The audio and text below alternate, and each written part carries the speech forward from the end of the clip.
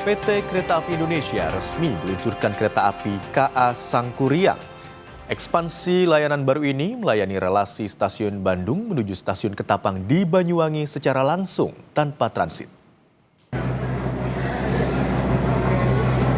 PT Kereta Api Indonesia melakukan ekspansi layanan dengan meluncurkan kereta api KA Sangkuriang. Kereta ini melayani relasi stasiun Bandung menuju stasiun Ketapang di Banyuwangi, Jawa Timur secara langsung tanpa transit.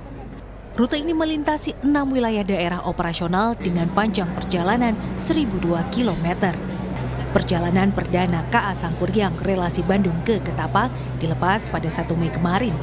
Sementara rute sebaliknya, yaitu stasiun Ketapang ke Bandung, dimulai hari ini, 2 Mei.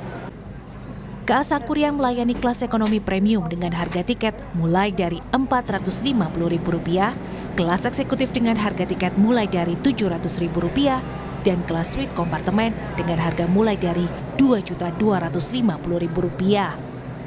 Jadi hari ini kami dari PT Kereta Api Indonesia meluncing kereta api baru, kereta api Sangkuriang, yang berangkat dari Bandung pada pukul 14.45 sampai dengan nanti relasi terakhirnya adalah di Ketapang, Banyuwangi. Jadi dari Bandung berangkat pukul 14.45, kemudian keberangkatan dari Ketapang pada pukul 15.00. Ini bisa menghubungkan Bandung dengan Jawa Timur yang jauh. Jadi selama ini paling jauh tuh Malabar, cuma sampai Malang, terus ada juga ke Pasar Turi sama Gubeng. Tapi sekarang baru ada dari Bandung ke Banyuwangi langsung. Jadi alhamdulillah, terus ada juga opsi kayak untuk mau ke Yogyakarta, ke Solo, karena ini lewat banyak kota besar di Jawa. Kereta Sangkuriang berangkat dari stasiun Bandung setiap hari pukul 14:45 waktu Indonesia Barat dan akan tiba di stasiun Ketapang pada pukul 6:52 waktu Indonesia Barat atau 16 jam 7 menit perjalanan.